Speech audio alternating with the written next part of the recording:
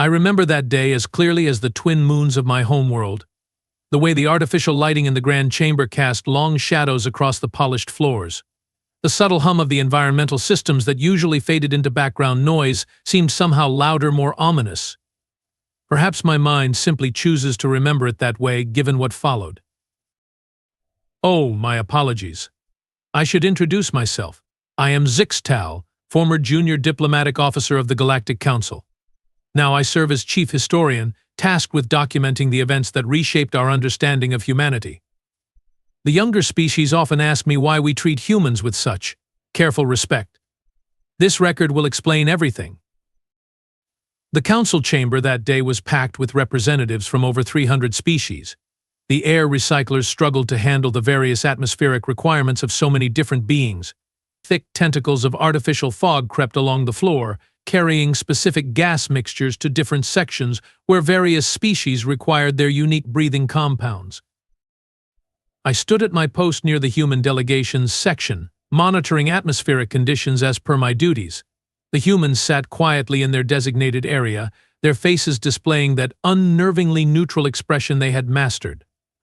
Ambassador Alexandra Kane sat in the front row, her silver hair pulled back in a severe style that matched her equally severe expression. Looking back, I should have noticed how still they were. Humans are usually such active creatures, always shifting, gesturing, or making those little movements they call fidgeting. But that day they sat like statues carved from stone. High Counselor Priel, then, with his characteristic lack of awareness, droned on about trade regulations in the Outer Rim. His 4 eyes blinked in their asynchronous pattern while his secondary breathing bladders expanded and contracted with self-importance.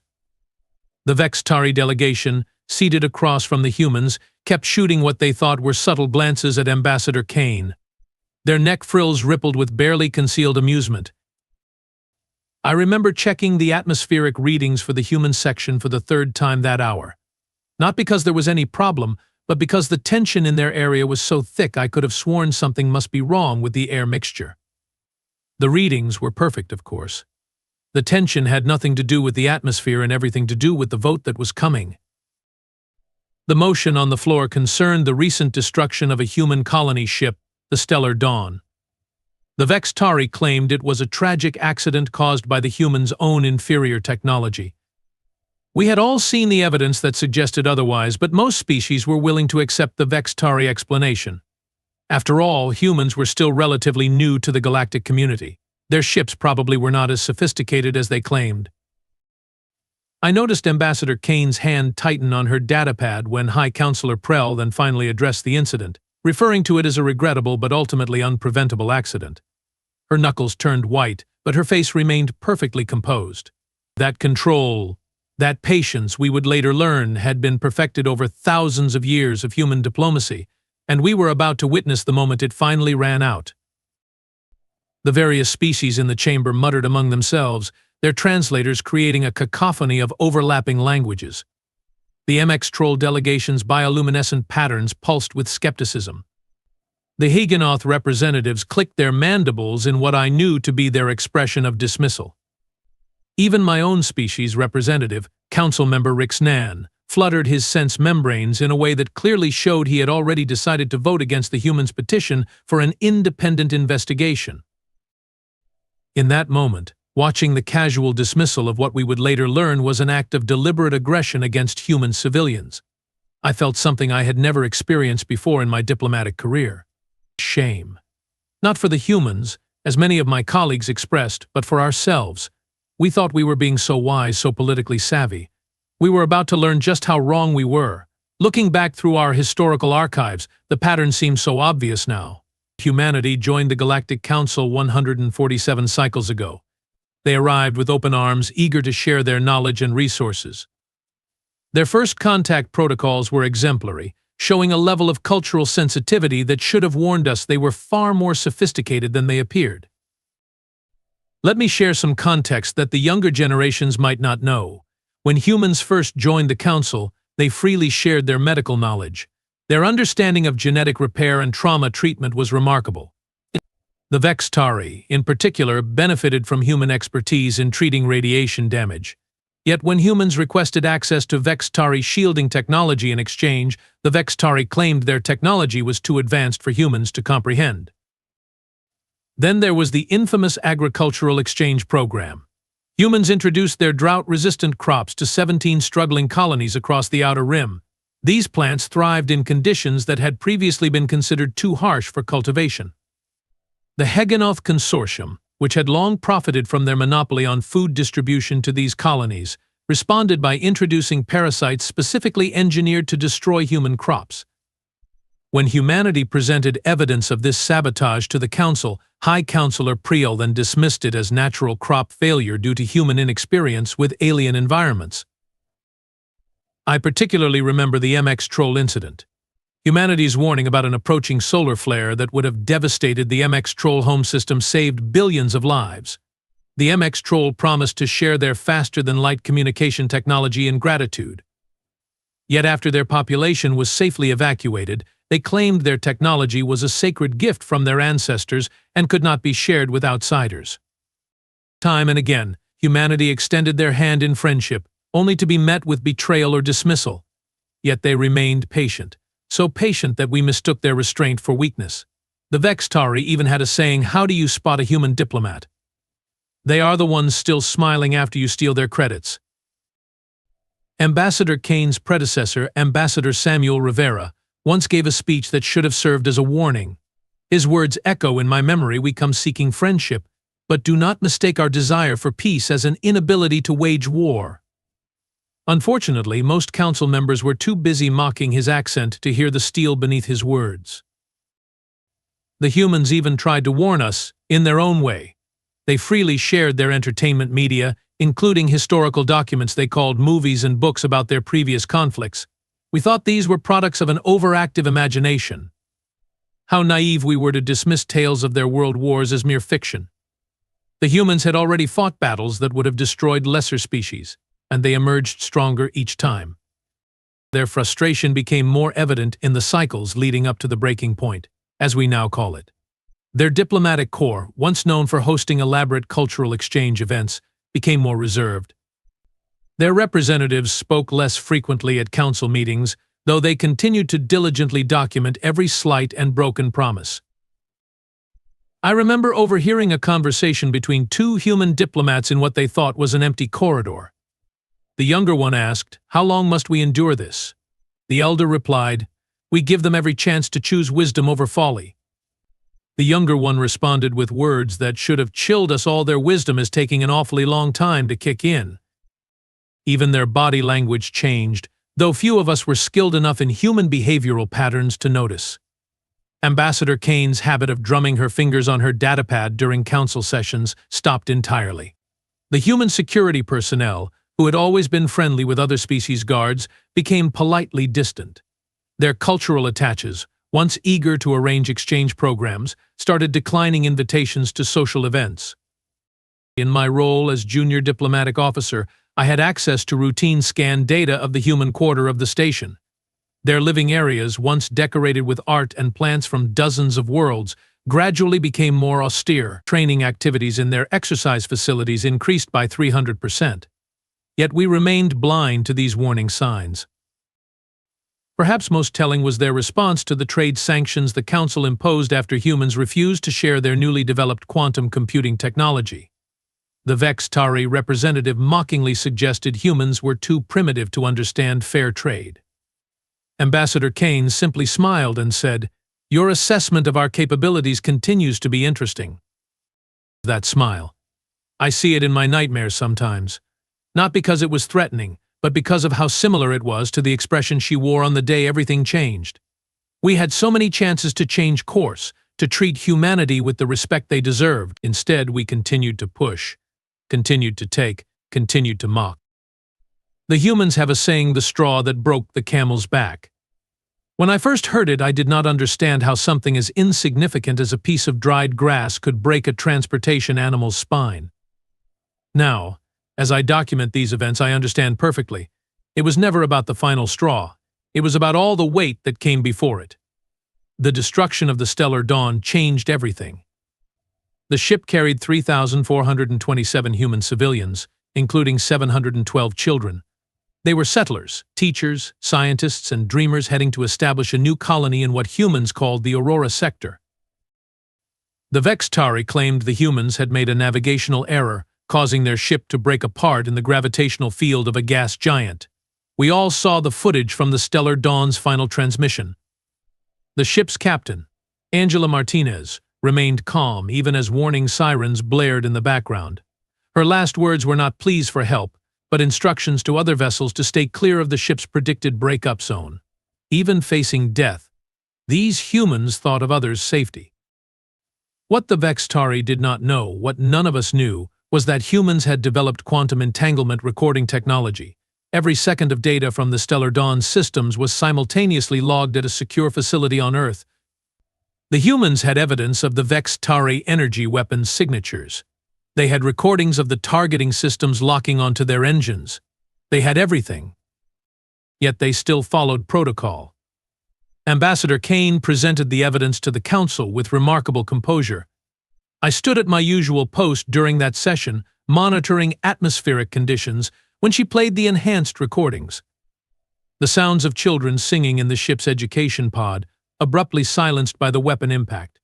The calm voices of the engineering team as they tried to save their dying ship.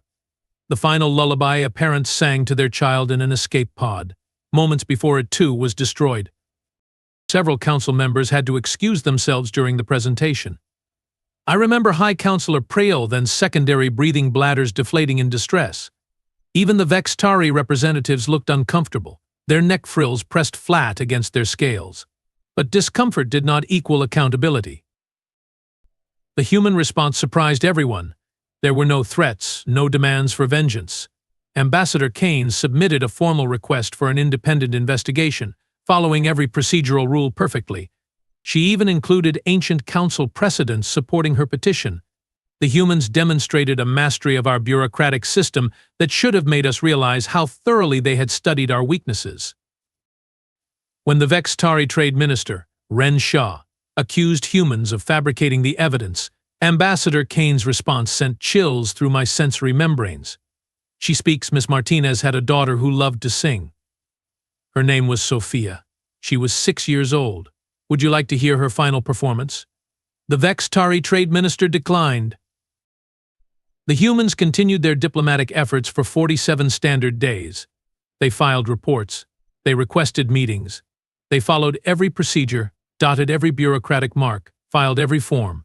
Their patience appeared endless. The council members began to relax, believing that humans would accept this loss as they had accepted so many other slights. I was present when Admiral James Morrison arrived at the station. He moved with the fluid grace all human military personnel seemed to possess, but there was something different about him. His uniform bore no weapons, yet he radiated danger. He spoke privately with Ambassador Kane in the human diplomatic offices. Our surveillance systems could not penetrate their security measures, but I saw them both exit 3 hours later. The ambassador's face bore that same neutral expression, but Admiral Morrison smiled. Not the warm smile humans usually offered, but something predatory. The next day, humanity filed their final petition. The document was a masterpiece of diplomatic language, asking one last time for a formal investigation into the destruction of the Stellar Dawn. They requested an emergency council session to vote on the matter. The rules required the council to convene within 3 days of receiving such a petition. The council members treated it as a mere formality. Many did not even bother to review the evidence before the session. The Hedgeonoth representative was overheard in the diplomatic lounge, saying the humans needed to learn their place in the galactic order. The night before the emergency session, I noticed unusual activity in the human quarter. Their entire diplomatic staff worked through the night, transmitting data back to Earth. Security scans showed they were systematically deleting their local databases. Several council members received this information but dismissed it. The MX Troll ambassador laughed, suggesting the humans were throwing a tantrum. I wish I had understood then what I know now. The humans were not having a tantrum. They were clearing the battlefield. They knew exactly how the vote would go, and they had already decided what would follow. The patience of humanity had finally reached its limit, and we were about to learn why so many of their historical documents spoke of humans as both creators and destroyers. The emergency session began like any other council meeting. The representatives filed in, taking their assigned seats while environmental systems adjusted to their biological needs. But there were differences, subtle ones that most ignored. The human section was unusually empty. Only Ambassador Kane and 3 staff members were present. Admiral Morrison stood at parade rest near the entrance, his presence drawing curious glances. My Counselor Prell then called the session to order with his usual pompous flourish. The lighting in the chamber dimmed slightly, focusing attention on the central speaking platform. The Vextari delegation spoke first, Trade Minister Ren Shea delivering a lengthy speech about unfounded accusations and the importance of unity. His neck frills rippled with false sympathy as he described the Stellar Dawn tragedy as regrettable but natural. Then came the parade of sycophants. Species after species rose to speak, each dismissing human concerns with increasingly patronizing language. The Hegenoth representative suggested humans needed better pilot training. The MX Troll ambassador recommended humans stick to their own territory until they better understood space travel. Each statement was met with murmurs of agreement from the council chamber. Through it all, Ambassador Kane sat perfectly still, that same neutral expression on her face. Only her eyes moved, scanning the chamber, noting each speaker, each nod of agreement, each dismissive gesture. The datapad before her remained untouched. When the time came for the final vote, High Counselor Prell then did not even bother with a full roll call. A quick electronic poll showed what everyone expected. The petition was denied, 312 species against, 1 in favor. The humans did not even have a single ally in the vote. That should have been the end. The humans should have accepted the decision with their usual patience. But Ambassador Alexandra Kane stood up. The protocol dictated that the session was over. No further discussion was permitted after a vote. But when Kane walked to the central platform, no one stopped her. Perhaps it was the way she moved, with absolute certainty. Perhaps it was the look in her eyes. Or perhaps, deep down, we all knew this moment was inevitable. She did not touch the podium controls. She did not activate the translation systems. When she spoke, her voice carried clearly through the chamber in perfect galactic standard, a language most species took decades to master. Friends. She let the word hang in the air. For 147 cycles, humanity has called you friends. We shared our medical knowledge. We offered our agricultural advances. We gave warning of natural disasters. We extended our hands in peace and cooperation. The chamber was absolutely silent. Even the environmental systems seemed to quiet. In return, you took our gifts and offered mockery. You sabotaged our crops. You broke your promises. You killed our children. Her voice never rose, never showed anger. Somehow that made it worse. Ambassador Kane raised her hand, and a hologram appeared above the chamber. The faces of every person who died on the Stellar Dawn hung in the air. Men, women, children, all looking out at the council with frozen smiles from their identification photos. You believe us weak because we prefer peace. You mistake patience for cowardice, restraint for inability. You look at our history, shared freely with you all, and see only what you wish to see. She pressed a button on her wrist device. The hologram changed, showing Earth. But not the peaceful blue world we were familiar with. This Earth was scarred, burning, yet surviving. Images flashed showing human conflicts through their history. Not the sanitized versions they usually shared, but the raw footage of their wars. We did not become peaceful because we could not fight. We chose peace because we know war too well. Her words fell like stones in the silent chamber. You were not ready for this truth, so we waited. We gave you every chance to grow beyond your petty rivalries and shallow ambitions. Admiral Morrison stepped forward, handing her a small device. She held it up for all to see. A simple red button, straight from humanity's ancient war films. The absurdity of such a dramatic prop struck me then. Later I would understand it was chosen deliberately, a reference we should have recognized from their shared media. The vote you just held was not to decide our petition. It was your last chance to choose wisdom. You have chosen otherwise. She pressed the button. For a moment, nothing happened. Several council members actually laughed. Then every screen in the chamber lit up with tactical displays. Hundreds of human warships, previously hidden by technology we had not known they possessed, appeared in systems across the galaxy. They had been there all along, waiting. Ambassador Kane's next words burned themselves into my memory. Humanity formally withdraws from the Galactic Council. You have 24 hours to evacuate this station before we demonstrate exactly why we chose to be peaceful. The coordinates of your evacuation routes have been transmitted to your ships. For your own safety, do not deviate from them. She turned to leave, then paused. Oh, and Trade Minister Ren Shah? Sophia Martinez loved to sing Twinkle, Twinkle, Little Star, remember that. The chamber erupted into chaos. Species that had been enemies for millennia suddenly found themselves crowding the same escape routes. Through it all, the humans calmly walked out, leaving us to face the consequences of our choices. I remember Admiral Morrison's smile as he followed Ambassador Kane. It was the same smile their ancient warriors wore in the historical footage we had dismissed as fiction. The smile of a predator finally unleashed. The evacuation of the Council Station proceeded with surprising orderliness, thanks entirely to human planning. Their evacuation routes were precisely calculated to prevent bottlenecking and conflicts between species that could not share the same atmospheric conditions. Even in this final act, they demonstrated both efficiency and consideration. I witnessed the first demonstration of human military power from the observation deck of a refugee transport.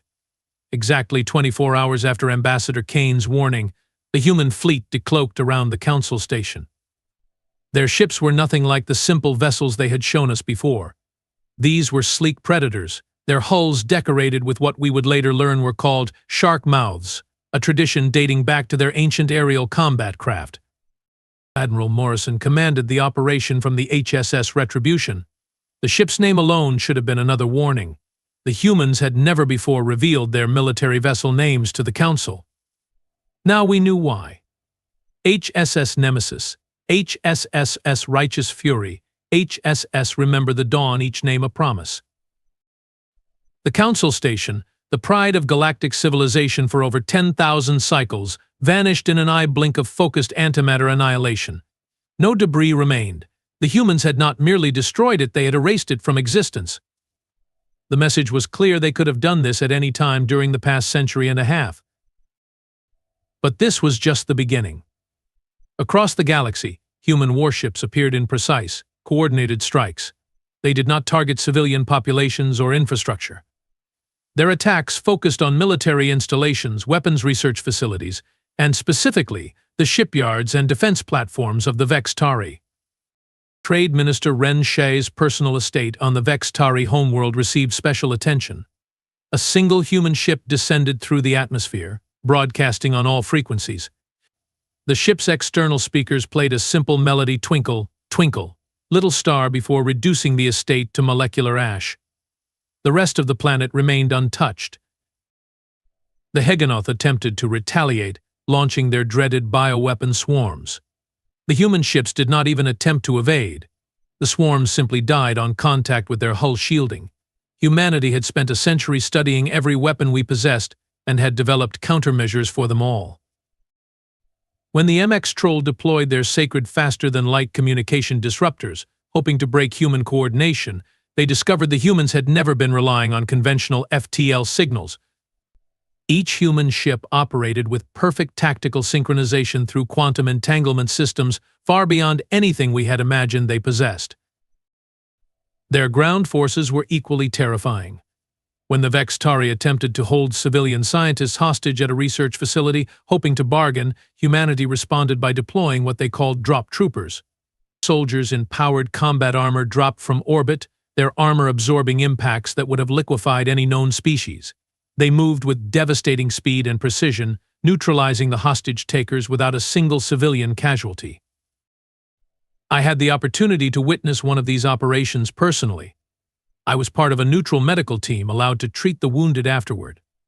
The drop troopers towered over us in their armor, yet they helped carry stretchers and comfort the injured. One of them, his armor still scorched from orbital entry, gently sang a lullaby to a frightened Vex-Tari child while a medic treated her minor injuries.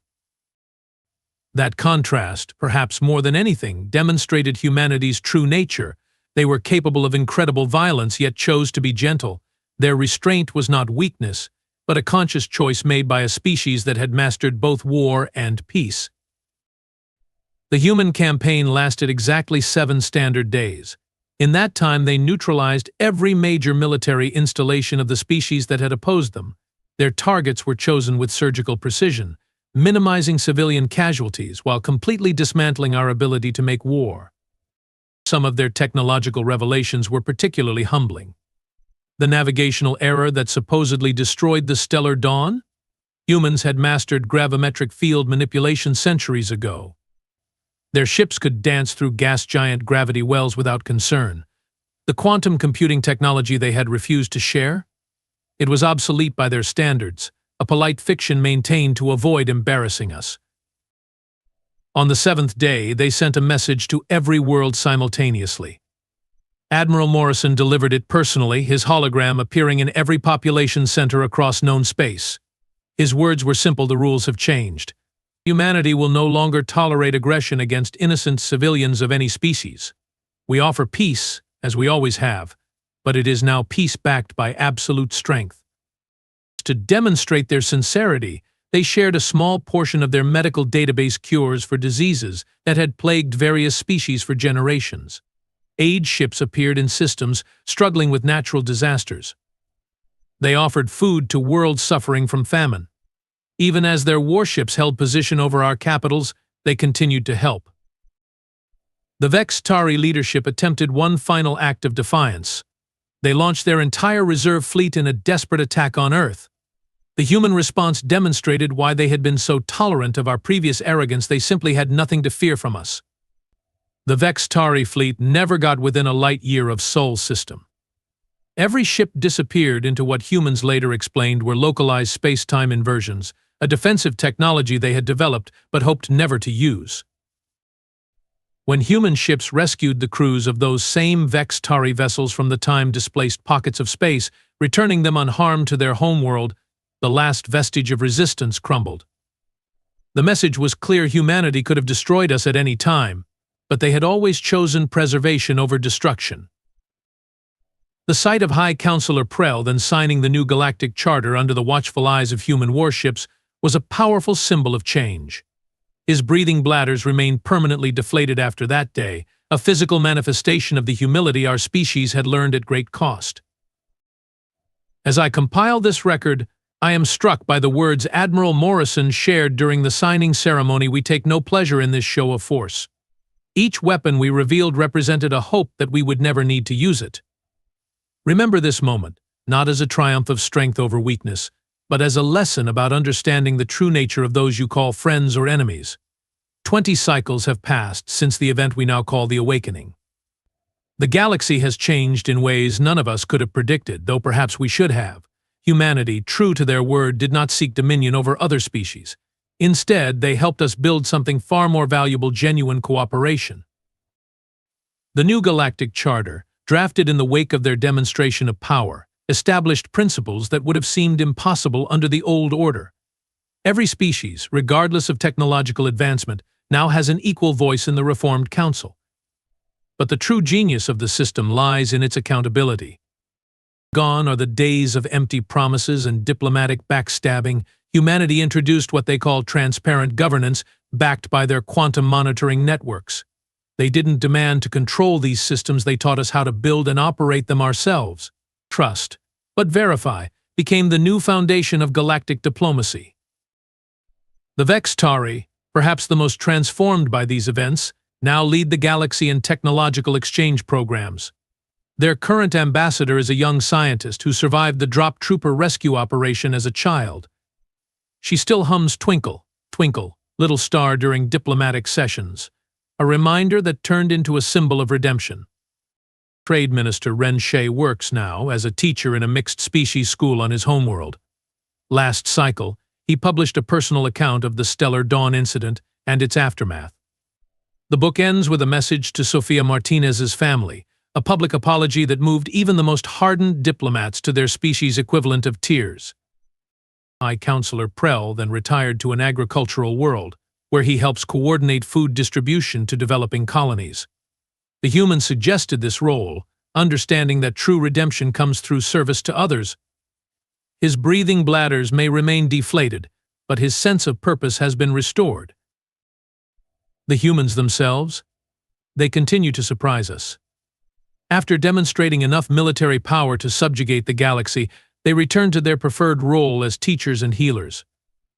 Their warships remain, a constant reminder of their strength, but they serve primarily as rapid response vessels for natural disasters and humanitarian crises. Ambassador Kane still serves in the Reformed Council, though she now shares the role with representatives from other human worlds. Their colony program expanded dramatically once species began cooperating honestly. Watching her work with the children of various species in the new Council Education Center, you would never guess she was the same person who delivered the speech that changed the galaxy.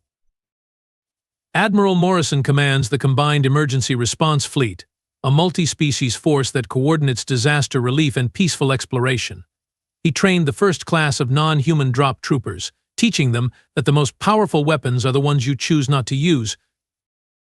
The site where the old council station once stood now hosts the Stellar Dawn Memorial. It serves as both a monument and a school, where diplomatic staff from all species train together. The central hall displays the names and images of every life lost in the tragedy, surrounding a simple motto: understanding is the first step to peace. Looking back, I understand now why humans shared so much of their entertainment media with us. Their stories repeatedly showed the pattern: humans preferring peace but capable of devastating war, offering friendship but responding decisively to threats against the innocent. We dismissed these as dramatic exaggerations. We should have recognized them as warnings. The humans have a concept they call poetry. One of their ancient poets wrote, "Do not go gentle into that good night. Rage, rage against the dying of the light." We thought we understood rage, the hot anger of immediate conflict, the burning desire for quick revenge. But humans taught us about cold rage, about patience that spans generations, about fury focused through the lens of absolute control. My own role has changed significantly. From a junior diplomatic officer monitoring atmospheric conditions, I now serve as chief historian of the Reformed Council. My task is to ensure that future generations understand the lessons we learned at such great cost. The humans suggested this role, recognizing that my presence through these events offered a unique perspective. Yesterday, a young Hagonoth student asked me why we did not see the truth about humans sooner. I showed her the memorial video of the Stellar Dawn's final moments. Captain Martinez, even knowing her ship was doomed, focused on protecting others. I explained that we had seen humanity's true nature from the beginning. We simply failed to understand that their kindness was a choice made by a species capable of far more. The humans have another saying: those who do not learn from history are doomed to repeat it. That is why I record these events, why every diplomatic student now studies the awakening in detail. Not because we fear human power, but because we finally understand the responsibility that comes with power. In the end, humanity's greatest victory was not their display of military might. It was teaching us that true strength lies not in the ability to destroy, but in the choice to protect. They showed us that patience is not weakness, that kindness is not naivety, and that understanding others is the greatest power of all. As I finish this historical record, I am reminded of something Ambassador Kane said during the first session of the Reformed Council: let this be remembered not as the day humanity showed its strength, but as the day the galaxy learned the value of respect. She was right. We remember, we understand, and we will never forget.